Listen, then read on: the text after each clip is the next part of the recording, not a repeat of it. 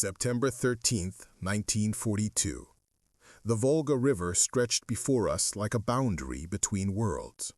On the western bank, the Wehrmacht. On the eastern bank, the ruins of Stalingrad.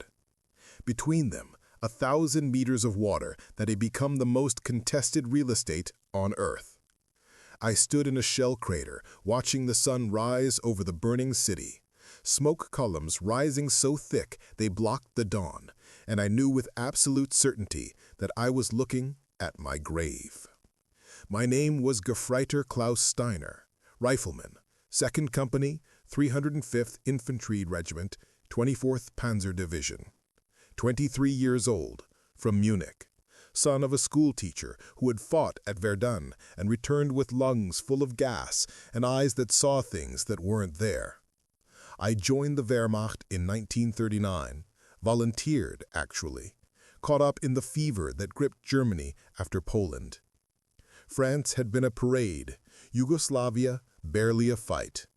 The first year in Russia had been hard but victorious.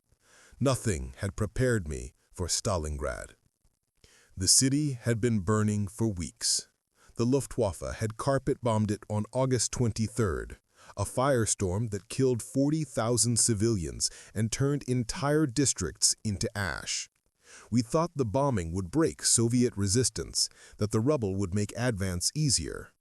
We were wrong on both counts. The ruins became a fortress. Every pile of bricks concealed an enemy. Every quiet moment preceded an attack. Every shadow held death. Our division had crossed the Don River in August, part of General Paulus's 6th Army driving toward the Volga. The orders were clear. Take Stalingrad, cut the river supply route, secure the oil fields to the south. The Führer himself had declared the city must fall. Its name alone, Stalin City, made it symbolic. Military logic said bypass it, but politics demanded we take it street by street, building by building, room by room. The approach had been brutal. The steppe offered no cover, just endless flat grassland baking under a sun that turned steel too hot to touch. Soviet artillery hidden on the eastern bank pounded us continuously. Katyusha rockets screamed overhead. Multiple launcher systems the soldiers called Stalin's organs because of the sound they made.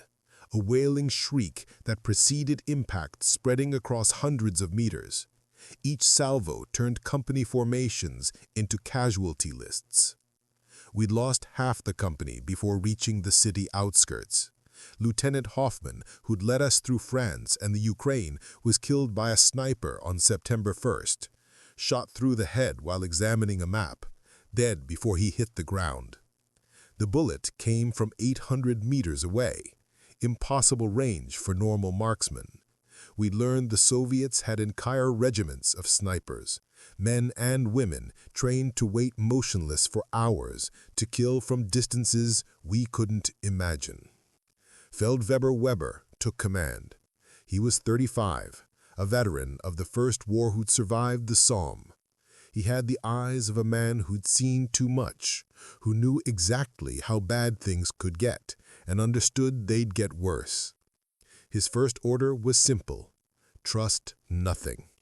Every pile of rubble could conceal an enemy. Every quiet moment preceded an attack. Every shadow held death.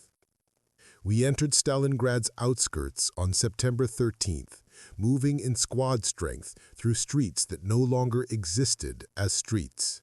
The buildings had been bombed into abstract shapes, walls standing without roofs, staircases leading nowhere, entire blocks reduced to brick mountains.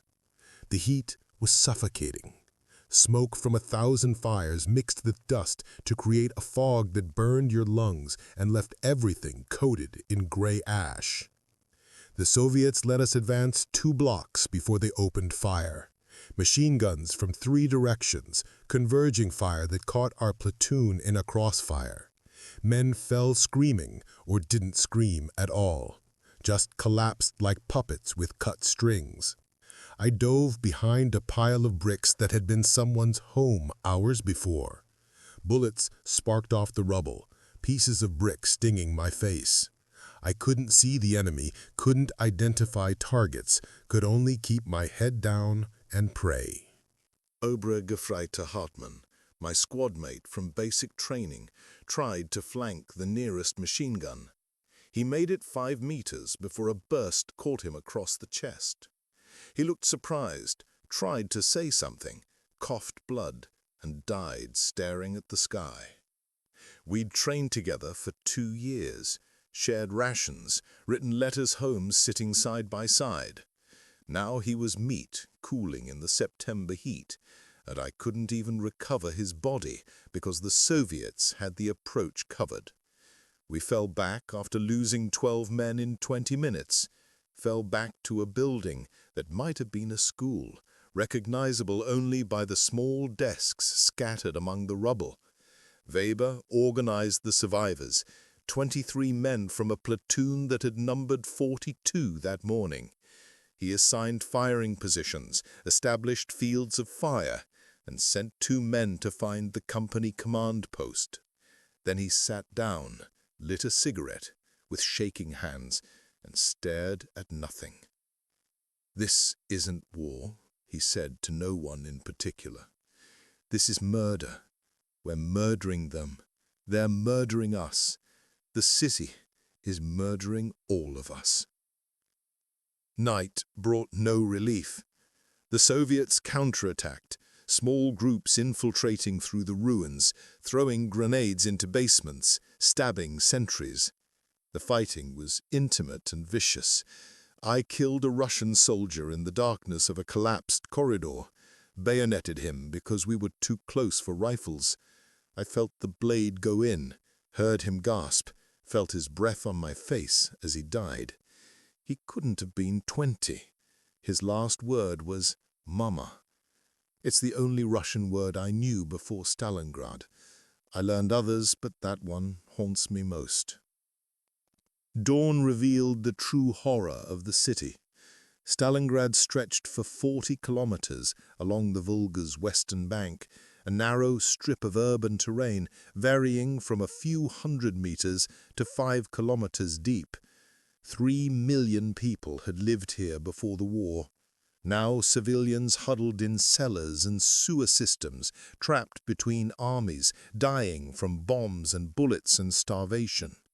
We found their bodies everywhere, in the ruins, floating in the river, buried in collapsed buildings.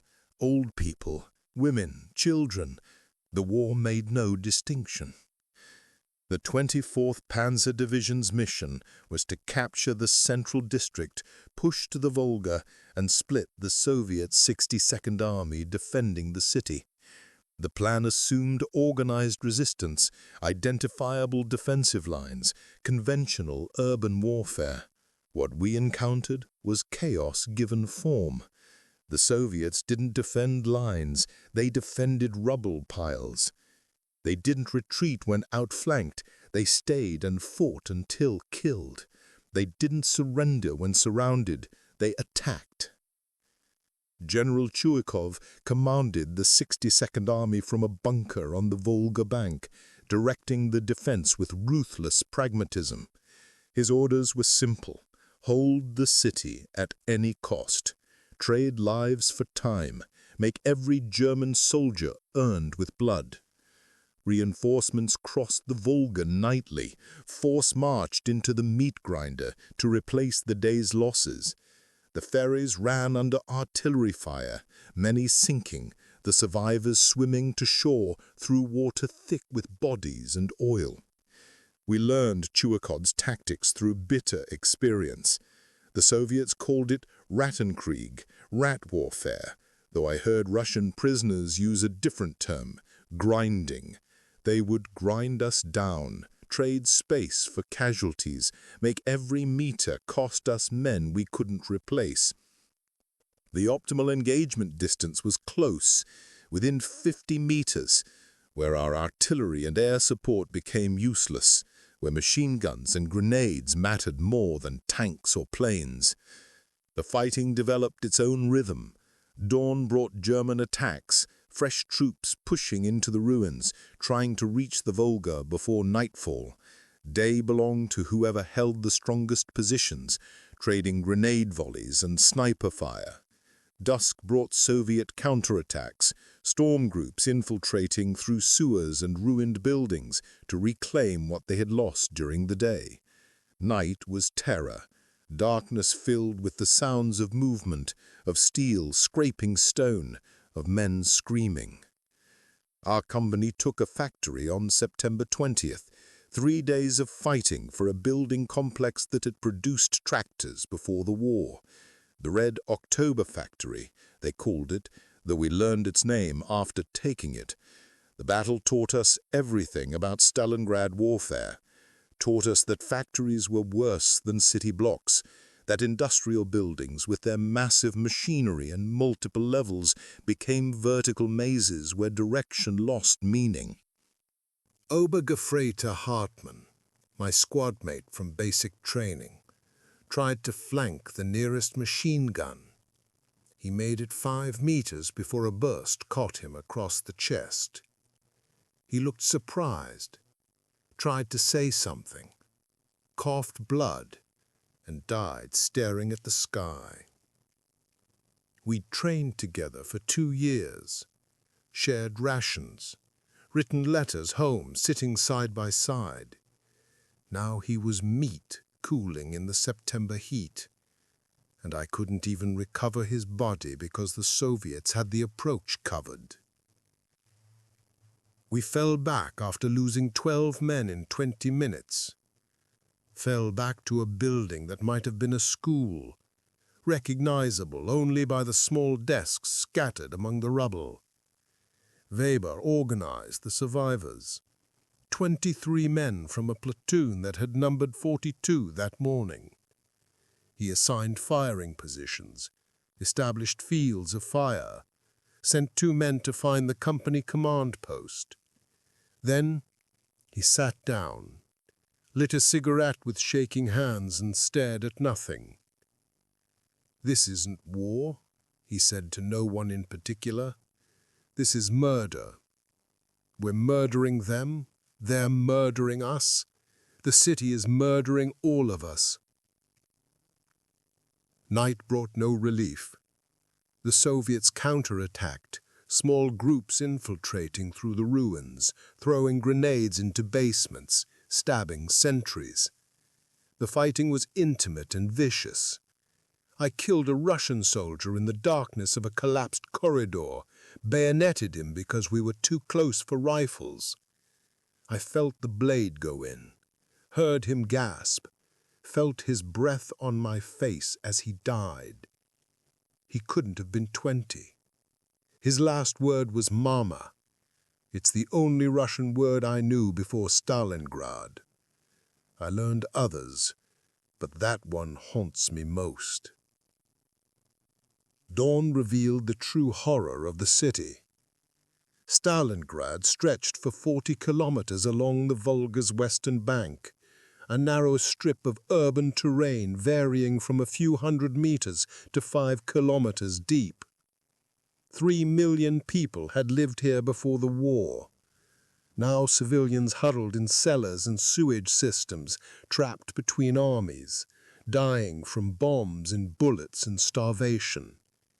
We found their bodies everywhere, in the ruins, floating in the river, buried in collapsed buildings. Old people, women, children. The war made no distinction. The 24th Panzer Division's mission was to capture the central district, push to the Volga, split the Soviet 62nd Army defending the city. The plan assumed organized resistance, identifiable defensive lines, conventional urban warfare. What we encountered was chaos given form. The Soviets didn't defend lines. They defended rubble piles. They didn't retreat when outflanked. They stayed and fought until killed. They didn't surrender when surrounded. They attacked. General Chuikov commanded the 62nd Army from a bunker on the Volga bank, directing the defense with ruthless pragmatism. His orders were simple: hold the city at any cost, trade lives for time, make every German soldier earn with blood. Reinforcements crossed the Volga nightly. Force marched into the meat grinder to replace the day's losses. The ferries ran under artillery fire, many sinking, the survivors swimming to shore through water thick with bodies in oil. We learned Chuikov's tactics through bitter experience. The Soviets called it Rattenkrieg, rat warfare, though I heard Russian prisoners use a different term: grinding. They would grind us down, trade space for casualties, make every meter cost us men we couldn't replace. The optimal engagement distance was close, within 50 meters, where our artillery and air support became useless, where machine guns and grenades mattered more than tanks or planes. The fighting developed its own rhythm. Dawn brought German attacks, fresh troops pushing into the ruins, trying to reach the Volga before nightfall. Day belonged to whoever held the strongest positions, trading grenade volleys and sniper fire.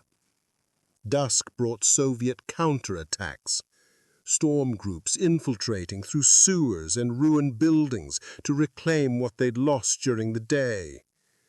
Night was terror. Darkness filled with the sounds of movement, of steel scraping stone, of men screaming. Our company took a factory on September 20th. 3 days of fighting for a building complex that had produced tractors before the war. The Red October Factory, they called it, though we learned its name after taking it. The battle taught us everything about Stalingrad warfare. Taught us that factories were worse than city blocks, that industrial buildings with their massive machinery and multiple levels became vertical mazes where direction lost meaning. We cleared the ground floor in 6 hours, room to room, shooting blind into darkness, throwing grenades around corners, burning out machine gun nests with flamethrowers. The smell was indescribable. Cordite, burning flesh, excrement, chemicals from the destroyed machinery. The heat from fires made breathing difficult. The smoke was so thick you couldn't see 10 meters. The Soviets held the upper floors and the basement. They'd reinforced between levels with sandbags and steel plates scavenged from destroyed equipment. We couldn't use our tanks inside, couldn't maneuver, could only fight at ranges measured in meters. I saw a Russian soldier shoot my squad leader from 3 meters away through a hole in the floor. Saw Weber fall with half his head gone, brain matter splashing across the wall behind him. The Russian tried to reload, but I was faster. Put 3 rounds through the floor where I'd seen his muzzle flash, heard him scream, heard the screaming stop. By the time we secured the factory, 40 men had entered, 17 walked out. We'd advanced 200 meters. It had taken 3 days. At that rate, reaching the Volga would take months. We didn't have months. Already September was giving way to October, and we could feel the temperature dropping at night. Winter was coming, and we had no winter clothing, no winterized equipment, no plan for fighting in Russian cold. The Volga became an obsession. It was right there, visible through the ruins, sometimes only 500 meters away. We could see Soviet ferries crossing at night, could see the eastern bank where their artillery sat protected, could see the lifeline that kept the 62nd Army alive. But we couldn't reach it. Every advance bled us white. Every building cost lives we couldn't replace. Every victory was Pyrrhic. I first saw the Volga turn red on September 28th. A Soviet attempt to reinforce the Mamaego Kurgan, the hill that dominated the city center, had been caught by our artillery mid-crossing. The shells fell among the ferries and boats, each impact throwing water and bodies into the air. The explosions were massive, some hitting ammunition barges that detonated with force that shook the ground a kilometer away. Hundreds of Soviet soldiers died in the water, their blood mixing with the diesel fuel and debris, spreading across the surface in great crimson slicks that caught the setting sun. The river had always carried bodies. From the first days of fighting, corpses floated past in constant procession, German and Soviet mixed together, caught in the current, bloating in the heat. But this was different. This was industrial-scale death, concentrated slaughter that turned the water itself red.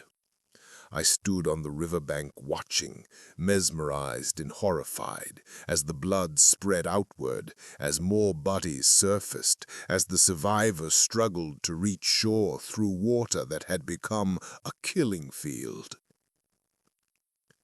Some made it to the western bank, to us. They crawled from the water exhausted, wounded, covered in oil and blood. We shot them as they emerged. Orders were orders. No prisoners during active combat. The officers said we couldn't spare men to guard them, couldn't spare food to feed them, couldn't risk them being armed and rejoining their units. So we shot them as they climbed from the river, as they raised their hands in surrender, as they begged for mercy in Russian we pretended not to understand. I killed 3 men that evening. One was wounded, missing his left arm below the elbow, the stump still bleeding. He saw me, met my eyes, and I shot him in the chest. He fell back into the water, and the current took him. I don't know his name, don't know if he had a family, don't know anything except that I murdered him. And it didn't feel like murder, because murder requires recognition of humanity. And I'd stopped seeing humans weeks ago.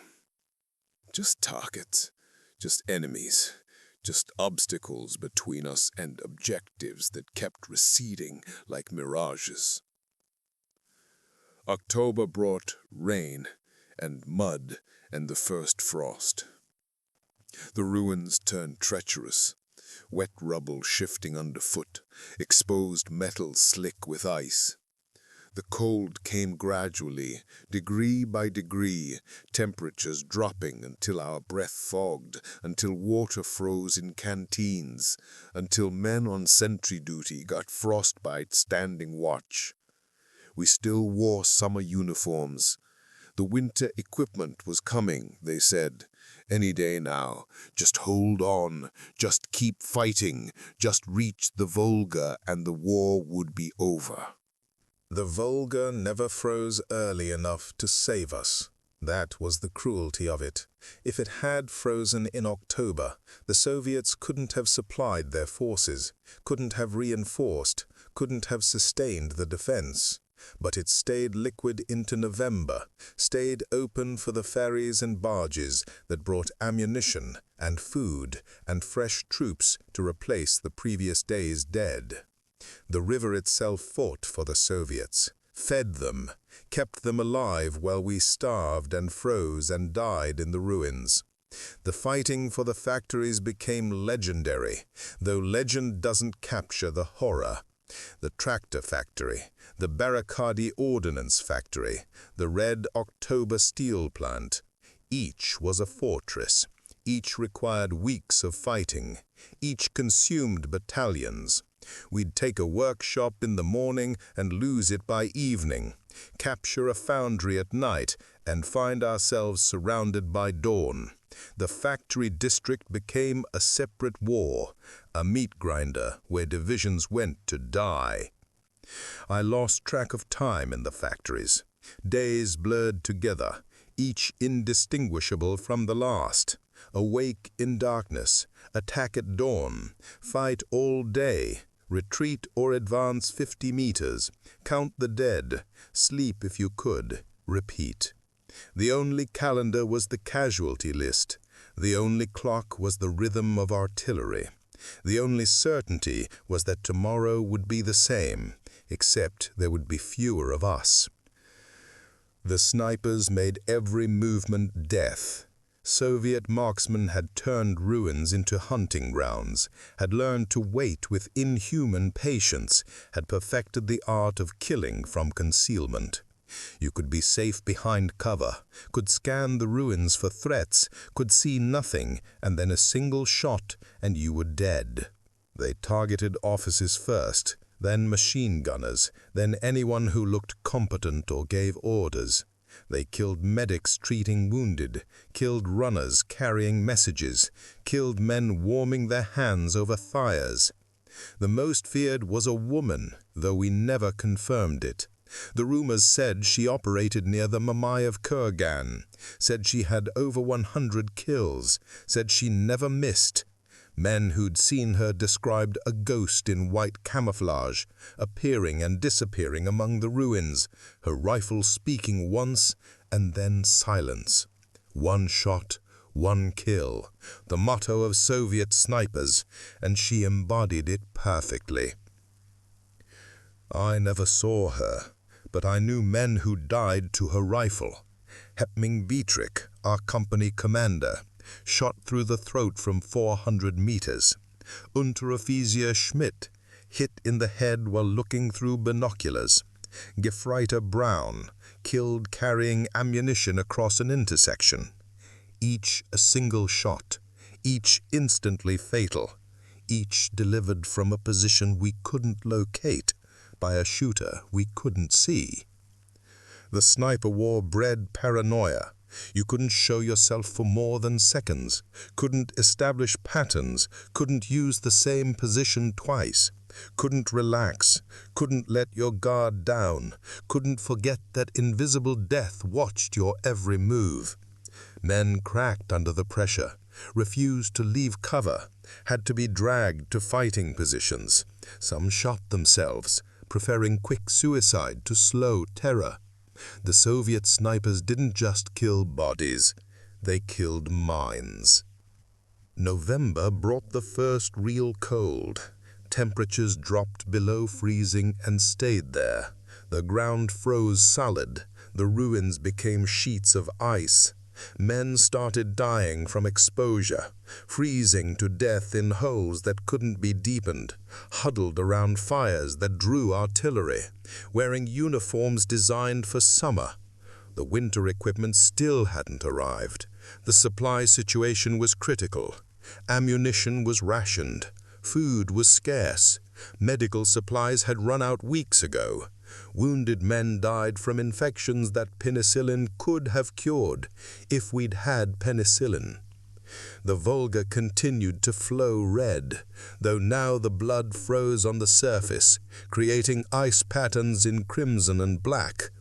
The bodies that had floated became trapped in forming ice, frozen in their death positions, arms reaching upward, as if trying to climb from the water. The riverbank became a sculpture garden of death. Hundreds of corpses preserved in ice, German and Soviet, mixed together, united in death, if never in life. We reached the Volga on November 11th. 3rd Company of our regiment fought their way to the bank near the Barricade factory, planted a flag, held the position for 6 hours. Then Soviet counterattack drove them back with 60% casualties. They'd touched the river. It meant nothing. The 62nd Army still held most of the city. The ferries still ran. The defense continued. Other units reached the river at different points. Each time, massive Soviet counterattacks drove them back with catastrophic losses. The river was right there, 50 meters away, but it might as well have been on the moon. We couldn't cross it, couldn't stop the Soviet supply, couldn't end the battle. The fighting around the Volga bank was the worst I experienced. The Soviets couldn't afford to lose it, fought with absolute desperation. They'd emerge from sewers behind our lines, attack from buildings we'd cleared days before, infiltrate at night and slip throats in the darkness. The close-quarters combat was continuous and savage. Men fought with knives, entrenching tools, bare hands. The formality of warfare disappeared. Only survival mattered. I killed a Russian soldier with a sharpened shovel in a cellar near the river. We'd stumbled into each other in the darkness, both surprised, both terrified. He lunged with his bayonet. I blocked with my shovel and the blade snapped. Then I hit him with the shovel, felt it cut into his shoulder, heard him scream. Hit him again and again, kept hitting him until he stopped moving, until his blood covered my hands, until I realized I was screaming too. Weber found me afterwards, sitting in the darkness next to the body, shaking. He didn't say anything, just pulled me up and led me outside. We sat on rubble watching the Volga flow past, red water carrying red ice and red bodies toward the Caspian Sea. He offered me his last cigarette. We shared it in silence. "How much longer?" I finally asked. Weber stared at the river. "Until we win or die. Those are the only ways out." We didn't know then about Operation Uranus, about the Soviet counteroffensive building on our flanks. Didn't know that Romanian and Italian units holding sectors north and south of Stalingrad were about to be crushed by overwhelming armored assault. Didn't know that in a week we'd be surrounded, cut off, trapped in the city we'd tried so hard to take. November 19th, 1942. The Soviet offensive began with an artillery barrage that turned the sky orange. Thousands of guns firing simultaneously, the sound rolling across the steppe like continuous thunder. We heard it from Stalingrad, knew something massive was happening, but couldn't get information. Communications had been disrupted. Command structure was confused. Nobody knew what the artillery meant until the next day, when scattered reports arrived. Breakthrough. Romanian Third Army shattered. Soviet armor advancing deep into our rear. November 23rd. The trap closed. Soviet pincers met at Kalach, 40 miles west of Stalingrad. The Sixth Army, over 200,000 men, was surrounded. 20 divisions cut off in a pocket centered on a city we'd destroyed trying to capture. The Volga was our objective. Now it was our eastern wall, the boundary of our prison. The encirclement changed everything. Supplies that had been scarce became non-existent. The Luftwaffe promised to airlift 500 tons daily. They delivered a fraction of that, and only on days when weather permitted. Food rations dropped. Ammunition was hoarded. Fuel ran out, immobilizing our remaining tanks. Men started dying faster from starvation and cold than from combat. The Soviets kept attacking inside the pocket, kept grinding us down, kept pushing us back from positions we'd bought with blood. The city that had consumed our strength for months continued to devour us, even as the larger situation collapsed. Chukyov's 62nd Army, reduced to fragments, supplied by the narrowest margin, kept fighting. kept killing us, kept defending the ruins we could no longer take. December brought winter in full force. Temperatures dropped to -20°C, then -30. Men froze to death standing sentry. Frostbite cases overwhelmed the medical stations. The wounded couldn't be evacuated. They just lay in basements and cellars, wrapped in whatever could be found, waiting to die from their wounds or the cold, whichever came first. The Volga froze solid in early December, ice thick enough to walk on, to drive trucks across. The lifeline the Soviets had depended on became a highway for supplies and reinforcements. Massive convoys crossed from the eastern bank, bringing food, ammunition, fresh troops. The 62nd Army, which should have been starving, grew stronger. We who'd almost reached the river grew weaker. Christmas 1942, the bleakest day of my life. We were down to 70 men in the company, sheltering in a ruined apartment building near the tractor factory. The temperature was -35. We had no food, except melted snow and a few rock-hard pieces of bread that had to be thawed over fires made from furniture. Half the men had frostbite. A third were sick with dysentery or typhus. All were starving. Someone found a harmonica and played Silent Night. Men cried quietly. Some prayed. Others just sat staring at nothing, too exhausted for emotion. Weber distributed the last cigarettes, one for every 2 men to share. He didn't lecture us, didn't try to boost morale with lies about relief coming, just sat with us in the cold and darkness, another suffering soldier, no different from the rest.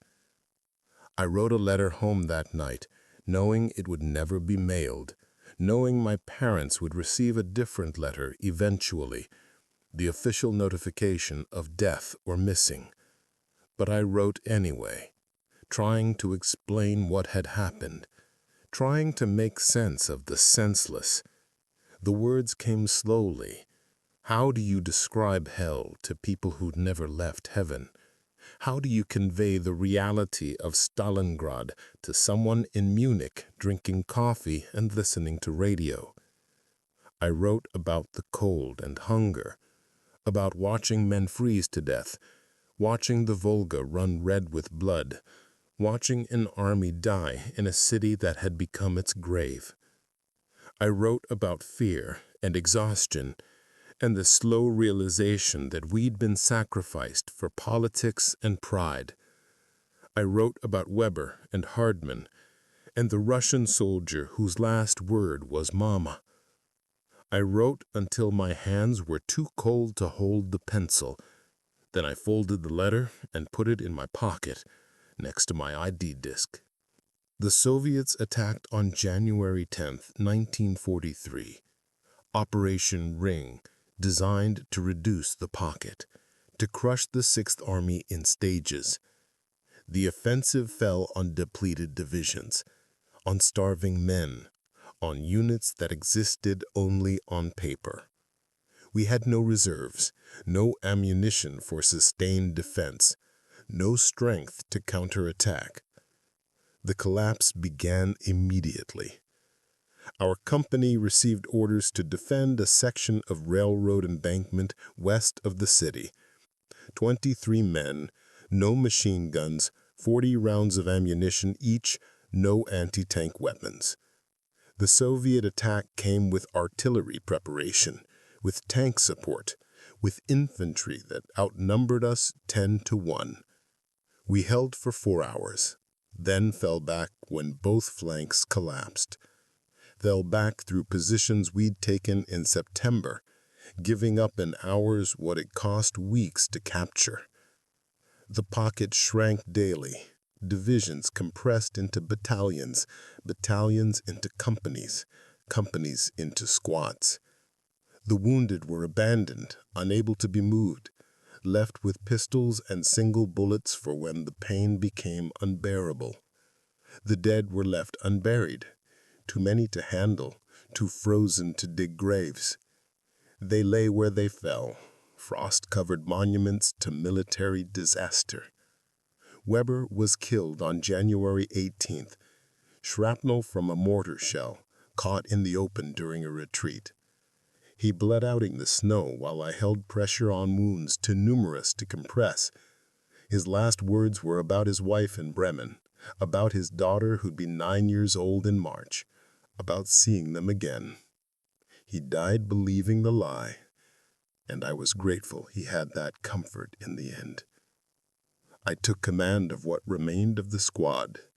7 men, 3 with frostbite, 2 sick with typhus, all starving. We had 12 rounds of ammunition between us and 1 grenade. Our orders were to hold a section of collapsed building until relieved or overrun. Everyone understood which would come first. The relief never came. The Soviets came instead, a storm group that appeared from the ruins without warning. We fired our remaining ammunition, threw the grenade, then ran. 4 of us made it to the next position. The others stayed behind, dead or captured. I never knew which it was. The final Soviet assault began January 26th, overwhelming force against positions that barely existed, against men who could barely stand. The pocket split in 2, then fragmented further. Command and control evaporated, units disintegrated.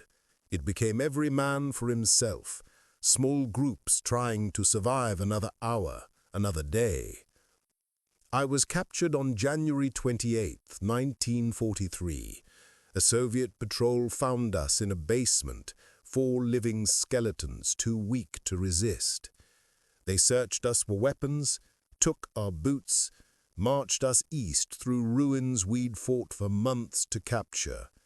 The city looked different from ground level, seen as a prisoner.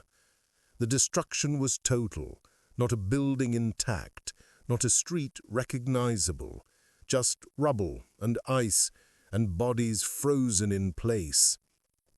We crossed the Volga on foot, walking on ice 3 feet thick. The river I'd watched run red with blood was now white, pristine snow covering the frozen surface.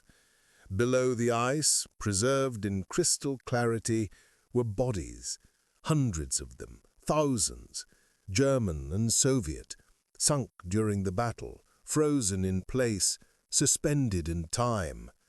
Walking across the river meant walking on a mass grave, meant treading on the dead, meant seeing through the ice the faces of men who'd drowned or been killed and fallen through before the freeze.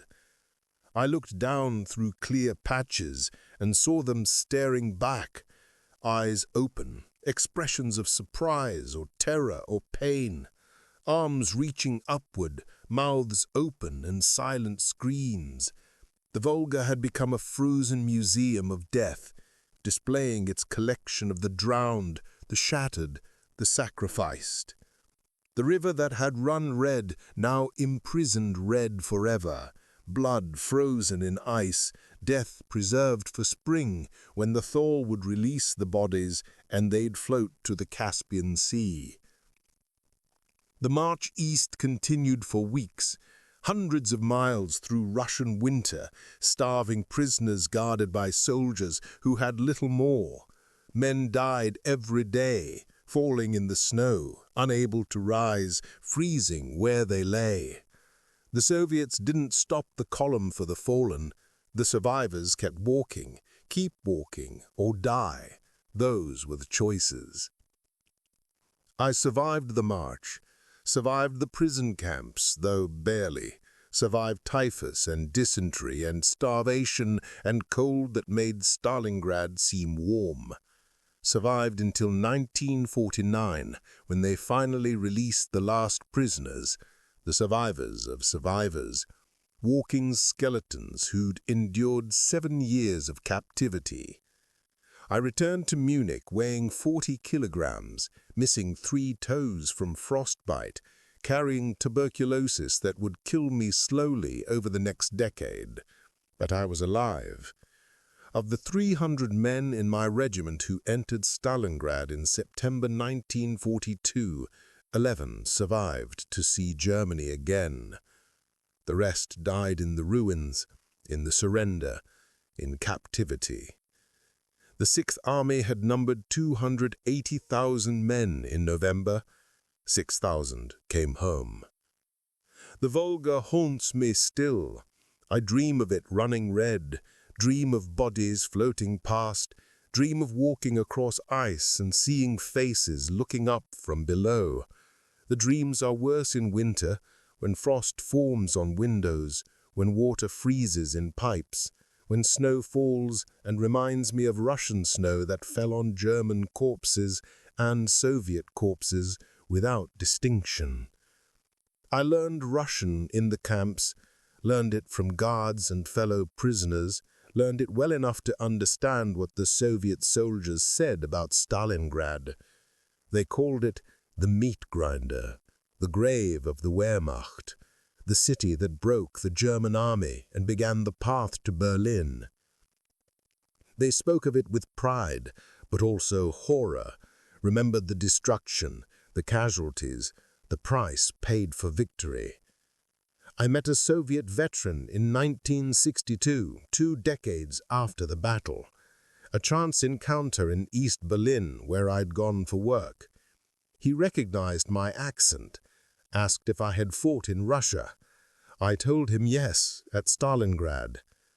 He studied me carefully, then said he'd been there too, with the 62nd Army, a machine gunner in the factories. We found a bar, bought vodka, and spent the evening comparing nightmares. He'd lost his entire section in the Red October factory, killed by a flamethrower attack in October. He'd been wounded, evacuated across the Volga, returned in November to find his unit didn't exist anymore. He described the cold, the hunger, the fear that matched my own experiences. He described watching Germans freeze to death in the pocket, described the surrender, the rivers of prisoners marching east, the pity mixed with rage he'd felt seeing his enemies reduced to walking corpses. We discovered we'd fought in the same building, the tractor factory, probably within meters of each other. He might have been the machine gunner who killed Weber. I might have been the rifleman who killed his friends. We'd never know.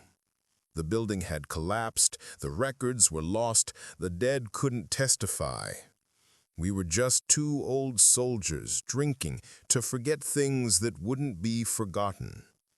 He asked me about the Volga, if I remembered it turning red.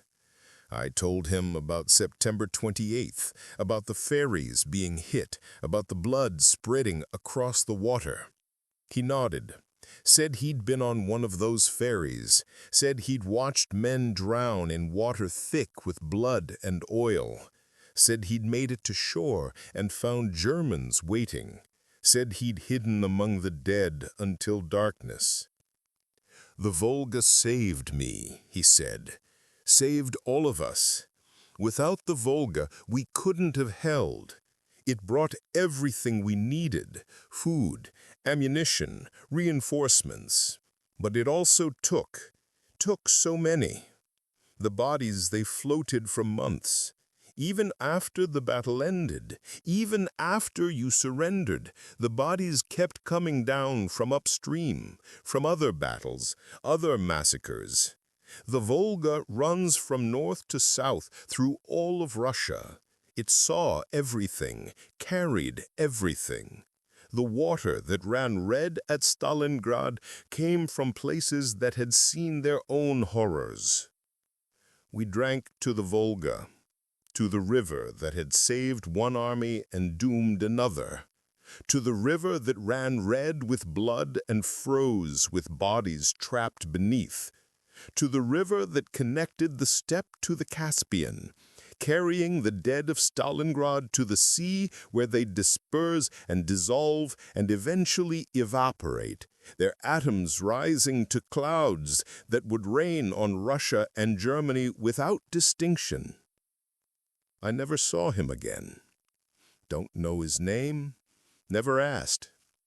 Just another survivor of Stalingrad, another ghost haunted by the same river, the same city, the same nightmare that played on repeat for decades after the last shot was fired. The official histories say the Battle of Stalingrad lasted from August 1942 to February 1943. Say the Soviets lost over 1 million casualties, killed, wounded, missing, and captured. Say the Germans lost 350,000, most of the Sixth Army dead in the ruins or captivity. The numbers are incomprehensible. Statistics that fail to convey the reality of individual deaths, of specific agonies, of particular horrors that don't fit into casualty figures. What the histories don't say is what it felt like. The cold that penetrated to your bones and never left. The hunger that made you think about cannibalism, that made you stare at frozen corpses and wonder. The smell of the city, of burning buildings and rotting bodies and chemicals from destroyed factories. The sound of the fighting, the continuous roar of artillery and machine guns and grenades echoing through ruins until sound itself became a physical presence, a weight crushing your skull. They don't say what it was like to watch the Volga run red with blood, to see the water turn crimson from shore to shore, to watch bodies float past in the hundreds while ferries tried to navigate through corpses. They don't describe the ice forming around those wadis, preserving them, displaying them through transparent crystal so spring would reveal them when the thaw came. They don't explain how men can fight for months in such conditions, how human beings can endure what we endured, how soldiers on both sides kept attacking and defending and dying long after reason said retreat or surrender. The histories speak of strategy and tactics, of commanders and divisions, of advances measured in meters and casualties counted in thousands. They don't capture the individual experience of the rifleman in the ruins, the machine gunner in the cellar, the sniper in the wreckage, all of them cold and hungry and terrified and determined to survive another hour. Stalingrad was where the Wehrmacht learned it could be beaten, where German invincibility died in the rubble, where the tide of the Eastern Front turned slowly at first, then faster, until the Red Army was driving west toward Berlin. The city of Stalin became the graveyard of Hitler's ambitions, the place where the illusion of German supremacy shattered like ice in spring. But for those of us who were there, who survived, Stalingrad means something different. It means trauma that never heals. It means nightmares that never end. It means survivor's guilt that asked why we lived when better men died. It means carrying the memory of what we did, what we saw, what we became in that frozen hell on the Volga. I'm 84 years old now, writing this in 2003, 60 years after the battle. Most who fought there are dead, German and Soviet alike. The city has been rebuilt, renamed Volgograd after Stalin fell from grace. The ruins are gone, replaced by apartment blocks and factories. The Volga flows clean, its waters no longer red, its ice in winter no longer concealing bodies. But I remember every day of those 5 months, Remember the cold and the hunger and the fear. Remember Weber and Hartmann and the Russian soldier who called for his mother. Remember the sniper fire and the grenade battles and the close quarters fighting in cellars and corridors. Remember watching the Volga run red with blood, watching the ice form over corpses, watching an army die in a city that became its mass grave. The Volga still flows, indifferent to the blood it once carried, indifferent to the men who died in its waters or on its banks. The river existed before the battle, will exist long after the last veteran dies, will flow from Russian heartland to the Caspian Sea until geology changes its course. It witnessed everything and remembers nothing. That's the privilege of rivers and mountains and geography. Only men remember. Only men carry the weight. I visited Volgograd in 1995, 52 years after the battle. The Russian government had invited German veterans, a gesture of reconciliation, an acknowledgement that we'd all been young men following orders, that time had dulled the hatreds, even if it couldn't erase the memories. 12 of us made the trip, old men with canes and medications and nightmares, returning to the place we'd nearly died. The city was unrecognizable. Modern buildings lined broad avenues. Parks and monuments marked where ruins had stood. The Mamayev Kurgan, the hill we'd fought over for months, had been crowned with an enormous statue. The motherland calls, a woman holding a sword raised to the sky. The statue dominated the skyline, visible for kilometers, a declaration that the defenders had won, that their sacrifice had meaning. We climbed the hill slowly, stopping frequently to catch our breath and our composure. Each level of the monument complex had markers describing battles, listing units, naming heroes. The German invasion was portrayed as it had been, a war of annihilation, a crusade of destruction, an evil that required absolute resistance. The descriptions weren't wrong. We had burned villages, executed partisans, participated in a war without mercy. That truth lived alongside the other truth. We'd been soldiers following orders, teenagers and young men who'd believed we were defending our homeland from Bolshevism. At the summit, Russian veterans had gathered for the ceremony. Old men like us, wearing medals and uniforms that no longer fit, carrying flags and flowers. When we arrived, conversation stopped. Tension filled the air. We were the enemy returned, invaders who destroyed their city, killed their comrades, besieged them for 5 months. They were the victors who defeated us, sent us to prison camps, broken the Wehrmacht. An old Russian approached, walking with 2 canes, his left leg stiff. He studied us carefully, searching faces for something. Then he spoke in German, accented but clear. I was here, 62nd Army, artillery spotter. I watched you from the eastern bank, watched you advance and retreat, watched you freeze and hunger. By the end, I felt sorry for you. You were just men like us, young men far from home, dying for old men's ambitions. His words broke the ice. Other Russians approached, tentatively at first, then with more confidence. Hands were shaken, stories were exchanged. We found we could talk to each other, veteran to veteran, united by shared trauma, even if divided by history. They showed us where their units had fought. We showed them where ours had died. They described the crossing of the Volga under fire. We described watching those crossings, watching the river run red. One Russian veteran, a former sniper named Anatoly, asked if I'd been in the factory district. I told him yes, the tractor factory and Red October. His face changed, became distant, and he nodded slowly. I killed many Germans there, from the rooftops, from the rubble.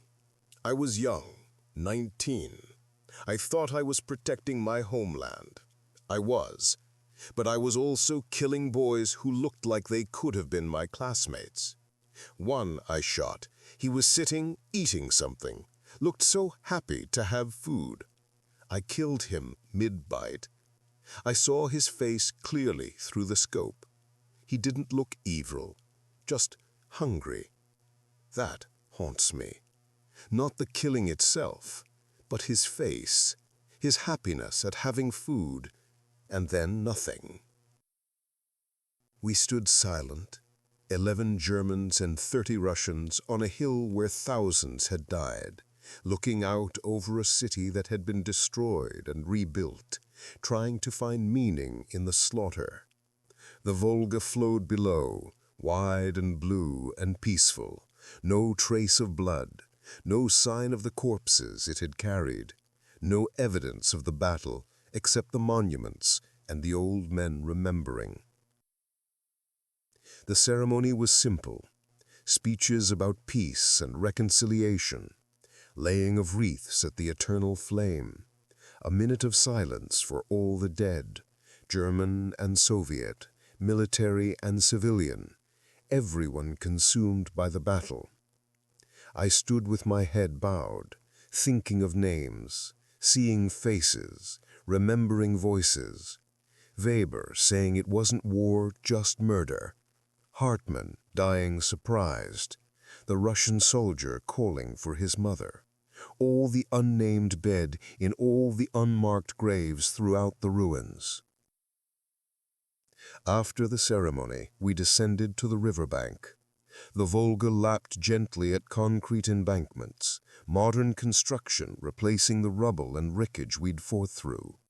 Boats moved peacefully across the water, ferries carrying commuters, not soldiers.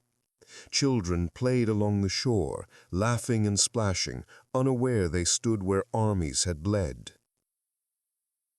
I knelt at the water's edge, touched the river that had haunted my dreams for 52 years. The water was cold but not freezing, clear enough to see rocks at the bottom. No blood, no bodies, no trace of September 28, 1942, when the ferries were hit and the river ran red. Time and flow had cleansed it, carried away the evidence, erased the physical proof of what had happened. But the river knew. It had to. Surely some memory persisted in the water molecules, some echo of the blood they'd carried, some residual awareness of the horrors they'd witnessed. Or perhaps that was just the superstition of an old man trying to believe his trauma had meaning, that the universe acknowledged the suffering even if it couldn't prevent it. A Russian woman approached me, perhaps 60 years old, carrying flowers. She placed them in the water, watched them float away downstream, then noticed me. "Are you German?" she asked in Russian. I nodded, uncertain of her reaction. "My father fought here, 284th Rifle Division. He died in October 1942 near the Barricade factory. I never knew him, just photographs and stories from my mother. She said he was a good man who loved books and music. The war took him before I could remember his face." "I'm sorry," I said, inadequate words in any language. "I'm sorry too, for your losses, for all the losses. The war took fathers and sons from both sides. The river carried them all the same, didn't it? German blood and Russian blood, all red, all human, all wasted." She walked away before I could respond, leaving me at the riverbank with my memories and regrets. Her father might have been one of the men I killed. I might have been the reason she grew up without him. Or he might have killed Weber, might have fired the mortar that took my sergeant. The mathematics of war made everyone complicit, turned every death into a possibility that someone else might have prevented, might have caused, might have witnessed. The other German veterans joined me at the water's edge. We stood together, 12 old men who'd survived when hundreds of thousands hadn't, looking at a river that flowed as it always had, indifferent to the empires that rose and fell along its banks. "Do you think about it often?" asked Muller, who'd been a machine gunner with the 71st Infantry Division. "I do every day. Some days more than others. Winter is worst. The cold brings it back. The ice. The hunger. I dream about it," said Fischer, formerly of the 389th Infantry Division. "Same dream, over and over. I'm walking across the frozen Volga, and the ice starts to crack.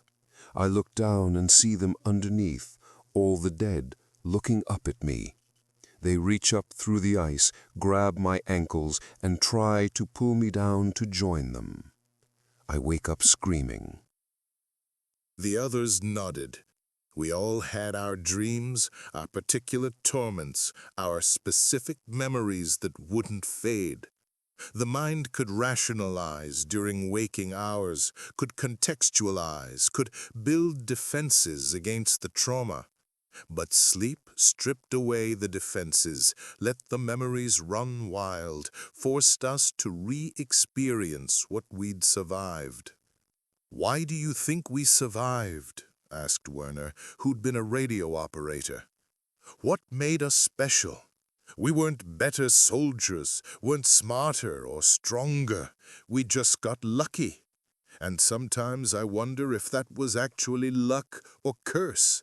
The dead don't dream about Stalingrad." No one answered because there was no answer. Survivor's guilt wasn't logical. It didn't respond to reason or perspective or the passage of time. It just existed, a constant companion, asking the unanswerable question, why you and not them? Why did you get to live, to marry, to have children, to grow old, while they froze in the ruins at 20 or 22 or 24? We stayed at the river until sunset. 12 old men saying goodbye to ghosts, paying respects to the dead who'd never left, acknowledging the river that had carried so much blood and remembered nothing. Then we returned to our hotel, took our medications, wrote in journals or letters, and tried to sleep, knowing the dreams would come. I had the frozen river dream that night, Fischer's dream, except in my version the faces beneath the ice weren't anonymous. They were men I'd known, men I'd killed, men I'd failed to save. Weber reached up through the ice, mouth open in silent accusation. Hartmann stared with surprised eyes, blood still flowing from his chest wounds. The Russian soldier who'd called for his mother pressed against the ice from below, trapped forever in frozen water. I woke gasping, disoriented, took minutes to remember I was in a hotel in modern Volgograd, not a ruin in 1942 Stalingrad. The room was warm, heated, comfortable. Outside, the city slept peacefully. The war was over, had been over for 50 years. But in my mind, it continued, would continue, until I died.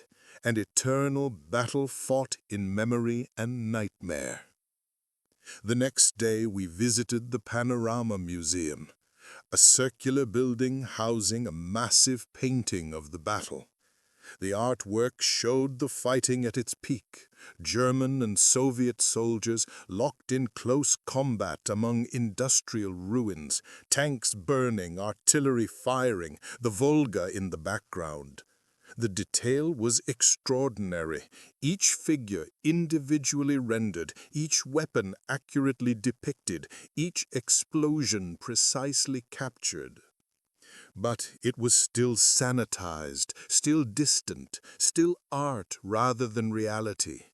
The painting showed violence, but not suffering, showed death, but not dying, showed combat, but not the fear, the cold, the hunger, the exhaustion, the slow grinding away of humanity until only survival instinct remained. You can't paint a smell, can't render the sound of men freezing to death, can't capture the weight of watching the Volga run red with blood. A Russian tour guide explained the battle to school children, describing Soviet heroism, German atrocities, the ultimate victory that turned the tide of the war. The children listened with half attention, more interested in their friends than history.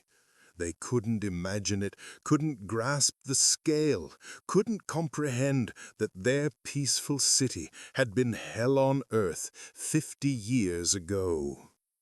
I didn't blame them. I'd been 23 during the battle, thought I understood war from training in Poland and France. I'd understood nothing. The reality of Stalingrad exceeded anything imagination could construct. The children would live their lives without experiencing such horror, and that was progress, that was victory, that justified the sacrifice, even if it meant the truth would eventually be forgotten. We left Volgograd after 3 days. Returned to Germany, to lives that had continued while Stalingrad remained frozen in our minds. The trip had brought closure for some, reopened wounds for others. For me, it confirmed what I'd always known. The battle was both real and unreal, both history and nightmare, both past and eternally present.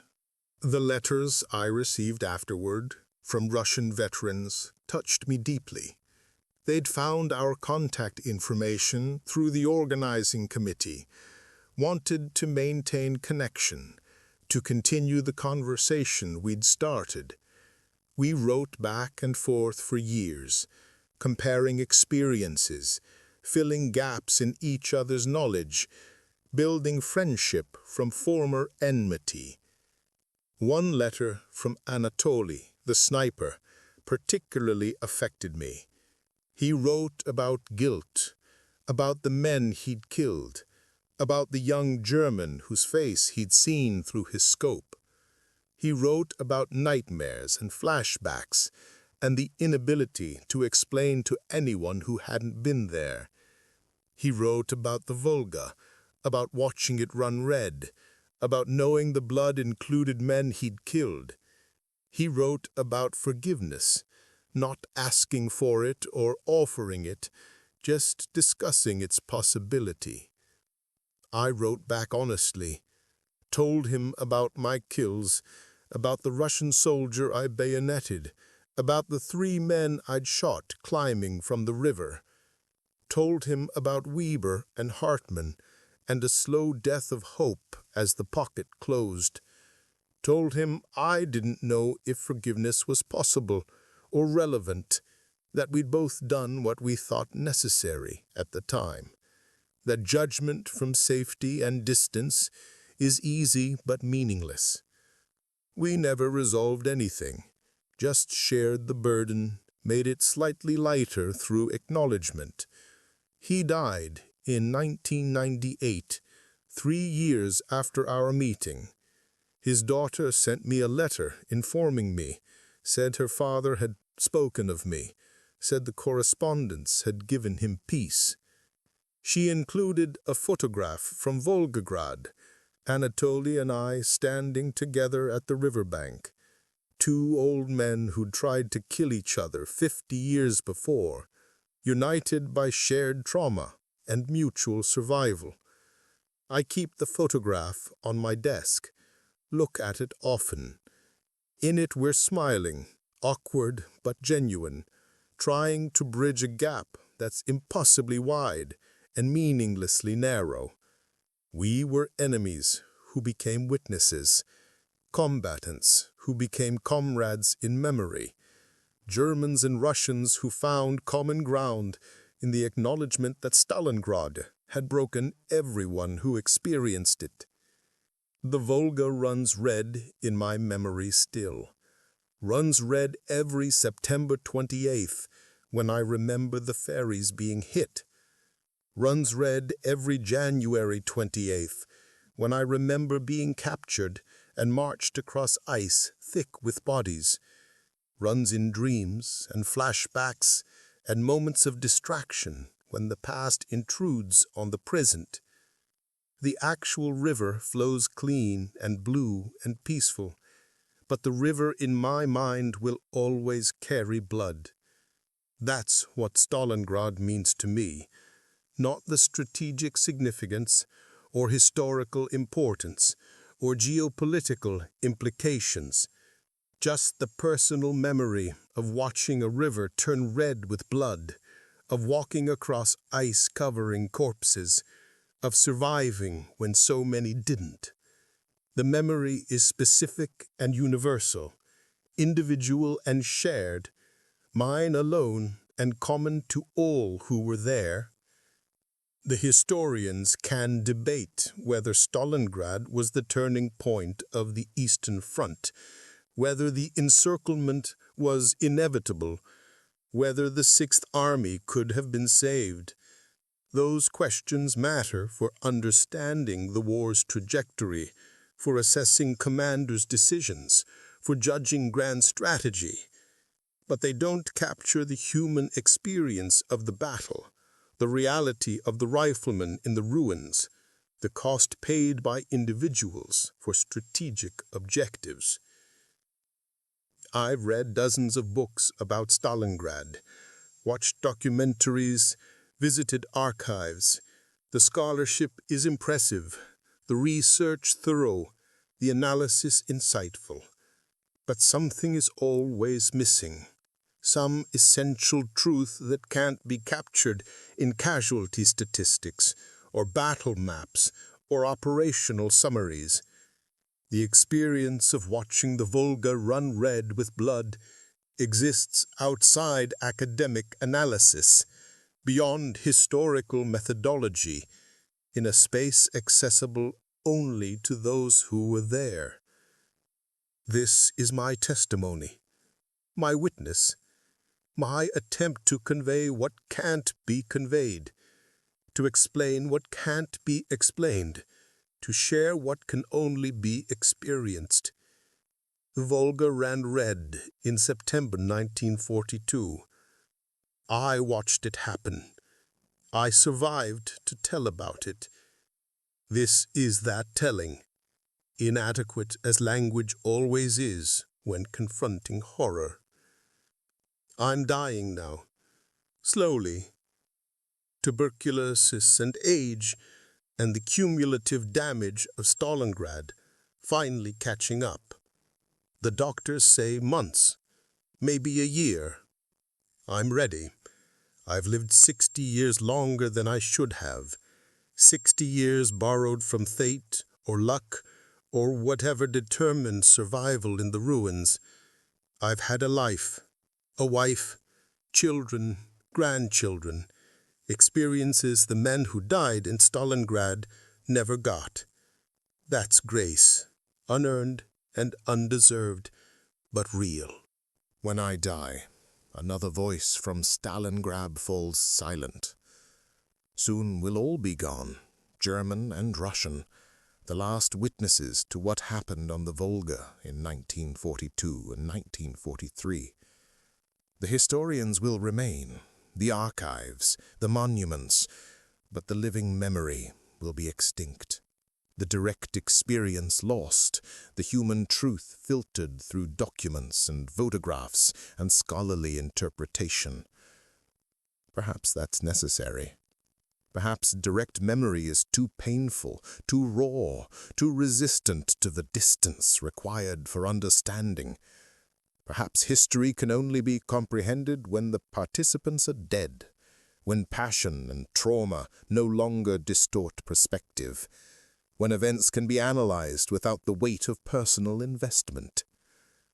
But something will be lost, the visceral reality of watching the Volga run red, of seeing blood spread across water from shore to shore, of knowing each crimson patch represented human beings who'd been alive minutes before. The specific agony of Stalingrad winter, of cold that penetrated to the soul, of hunger that made you think impossible thoughts, of exhaustion so complete that death seemed preferable to another day. The particular horror of close combat in ruins, of killing at arm's length, of seeing the face of the man you're murdering and knowing he sees yours. These truths die with us. The veterans carry them to graves scattered across Germany and Russia and a dozen other countries. When the last of us is gone, Stalingrad becomes purely historical. An event that happened rather than a trauma that persists. A battle studied rather than experienced. I don't know if that's tragic or merciful. Probably both. The memory is important, the warning it contains, the reminder of what humans can do to each other when ideology and nationalism override humanity. But the memory is also torture, nightly crucifixion on dreams that won't stop, daily confrontation with guilt and grief that time doesn't heal. The Volga flows on, indifferent to the blood it carried, unconcerned with the bodies it transported, unchanged by the horrors it witnessed. Rivers have that privilege. They exist in geological time, where human battles are brief interruptions, barely noticeable fluctuations in eternal flow. The Volga existed before Stalingrad, will exist long after the last veteran dies, will continue flowing from central Russia to the Caspian Sea until continental drift alters its course millions of years hence. But for now, for this moment, I remember the river running red, remember the ice forming over corpses, remember an army dying in a city that became its graveyard, remember watching it happen, participating in it, surviving it through chance rather than virtue. This is my witness. This is my testimony. This is what I saw on the Volga in 1942, when the river ran red with blood. I was there. I survived. I remember. Soon I'll be gone, and the memory will go with me, and the Volga will flow on, clean and blue and indifferent, as if none of it ever happened. But it did happen. The river ran red, the bodies floated past, the ice formed over the dead. Stalingrad consumed armies and cities and lives and futures. That truth persists regardless of memory, exists independent of witness, remains real even when the last survivor falls silent. The Volga knows. The river remembers even if it doesn't care.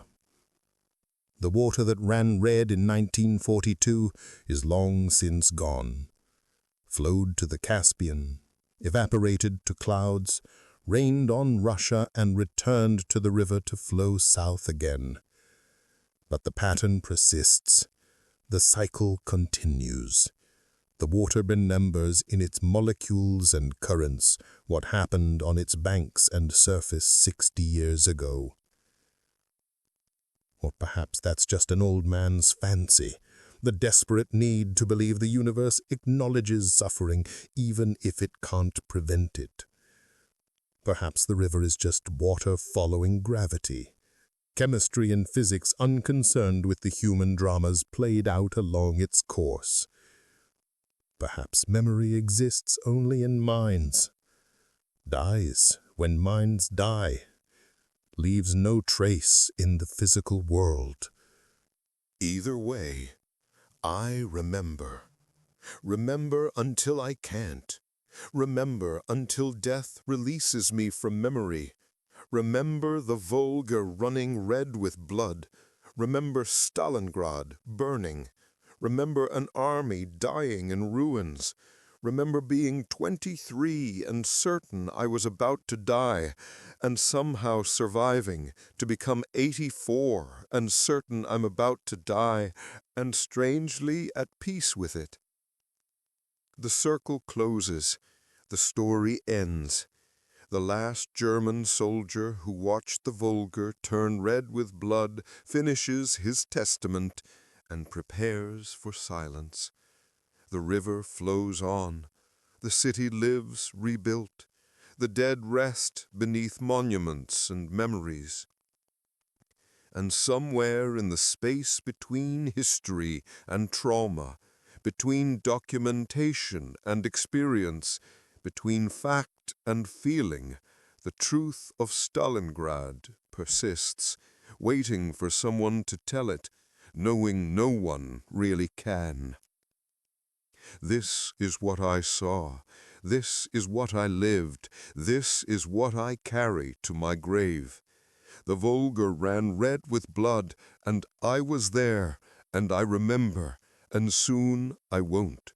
And the river will flow on as if none of it mattered.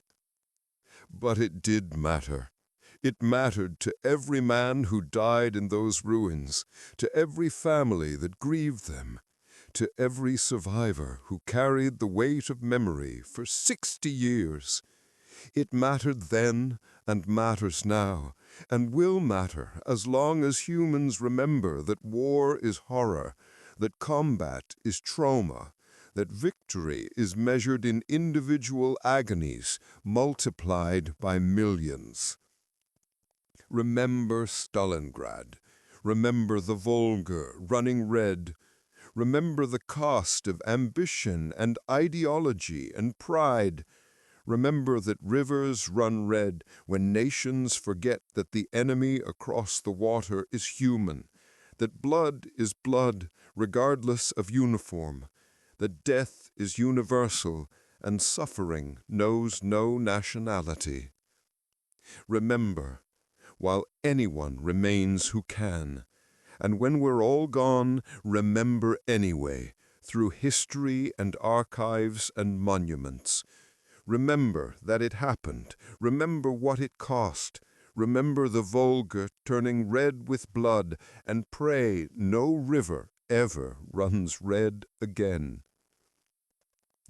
But knowing humanity, knowing history, knowing that the lessons written in blood are forgotten within generations, knowing that new wars follow old wars with depressing regularity, I suspect rivers will run red again. Different rivers, different wars, different uniforms, but the same horror, the same waste, the same young men dying far from home for old men's decisions. I hope I'm wrong.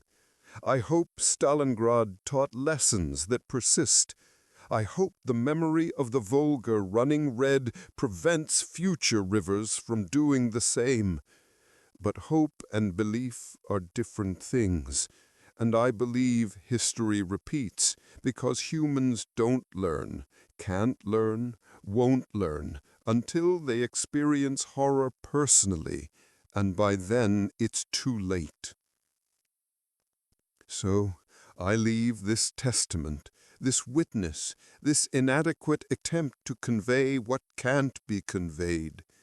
The Volga ran red with blood in September 1942. I watched it happen. I survived to tell about it. This is that telling. Remember it. Honor it. Learn from it if you can. And if you can't, If humanity continues its cycle of war and destruction, if future rivers run red with future blood, at least let someone witness it, someone survive it, someone tell the story so the dead aren't forgotten and the horror isn't erased and the truth persists even when it's ignored.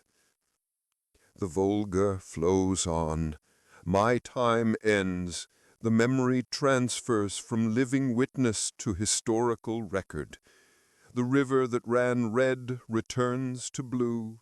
And somewhere in the space between then and now, between memory and history, between trauma and understanding, Stalingrad persists, waiting to teach lessons no one wants to learn. I was there. I remember. Soon I won't. The story continues without me. The Volga flows eternal, red in memory, blue in reality, indifferent to both. This is my testament. This is my truth. This is what I saw when the Volga ran red with blood, and this is what I carry to my grave, and this is what I leave behind for anyone who cares to remember that war is hell, and Stalingrad was its deepest circle. Remember us. Remember them. Remember the river running red. Remember that it happened, and pray it never happens again. But mostly, just remember. That's all that remains when the witnesses are gone. Memory translated to history, experience preserved in words, trauma transformed to teaching. The Volga ran red. I was there. I remember. Now you do too. That will have to be enough.